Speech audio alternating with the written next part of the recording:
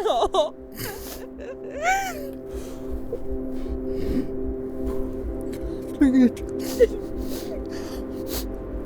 Oh my goodness. So beautiful. Yeah.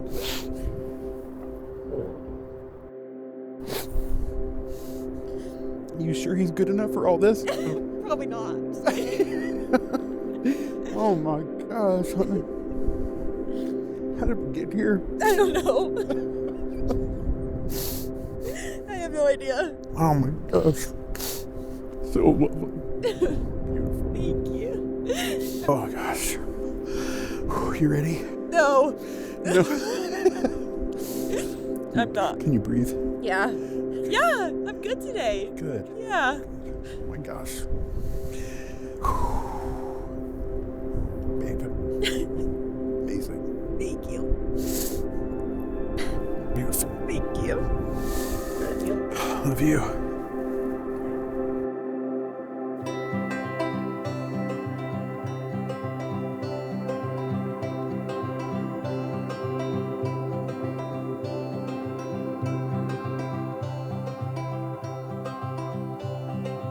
I can say without hesitation, you are the most beautiful, incredible, talented woman I know.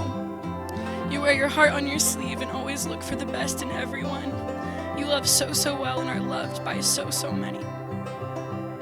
But above all else, you run diligently after the Lord and seek Him in every single thing you do. I remember when I came home from college, admiring how much closer to the Lord you'd grown and praying I would get there myself. Some people come into your life slowly, and then there are people like Natalie who show up and immediately feel like they've always been there. She's genuine, she's warm, and she makes people feel comfortable just by being herself. 1, 2, 3. Oh my gosh. You're good. You all suck. Yeah.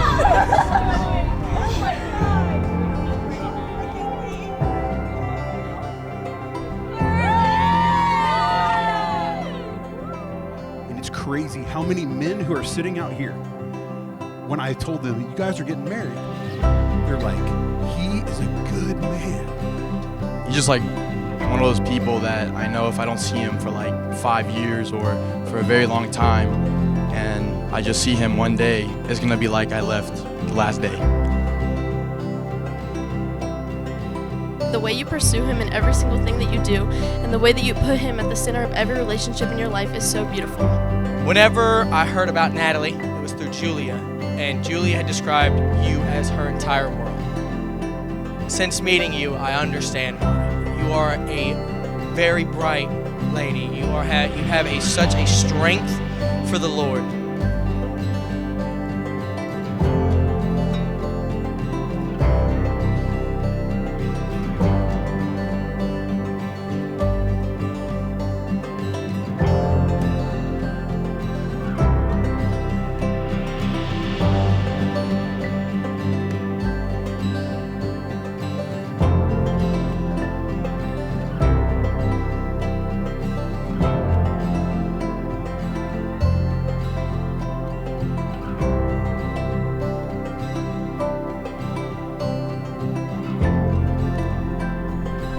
As we grew fonder of each other, I always remembered a heavy sense of value that felt so much bigger than both of us at the time. I know that it was God's calling. Now I know that it was God's calling on our lives.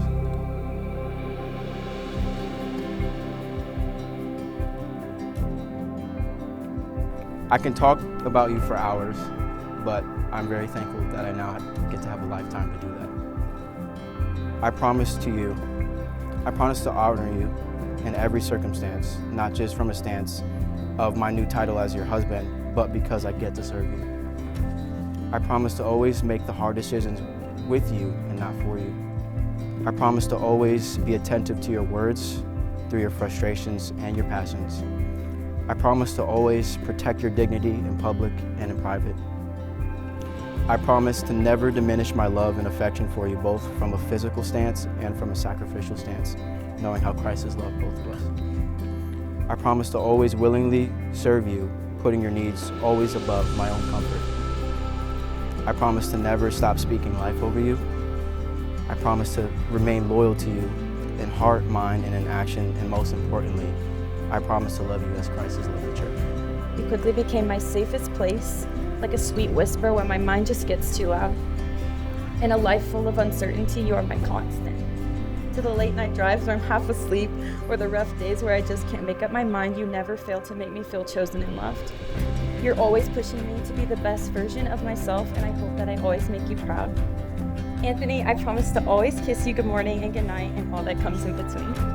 I promise to serve you and love you for every day I have left, because when love becomes a choice, I will always choose you. If marriage was created to be a reflection of the Lord's love for the church, I vow to be a living example of his love within our marriage. I promise to pick you up when you fall and to love you even harder on the bad days. I promise to always chase you up the stairs. I promise to always remind you that you deserve good things and that you are worthy to be loved. Most of all, I promise to pull my love from love himself, Jesus Christ, to put God above you and everything else in my life. I promise to have patience and to love you. In the midst of frustration or anger, I won't be quick to speak. I will respond out of love the best way I know how. In a world that is rigid, you have loved me softly, kindly, and patiently, and I promise to always reflect that love back to you.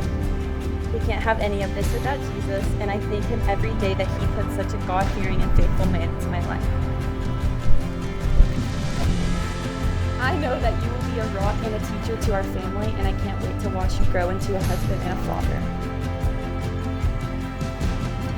I wanted to take a moment to honor her by dedicating my bouquet to her. Mom, this is for you. What God has joined together, let no one separate. Anthony, you may kiss your bride.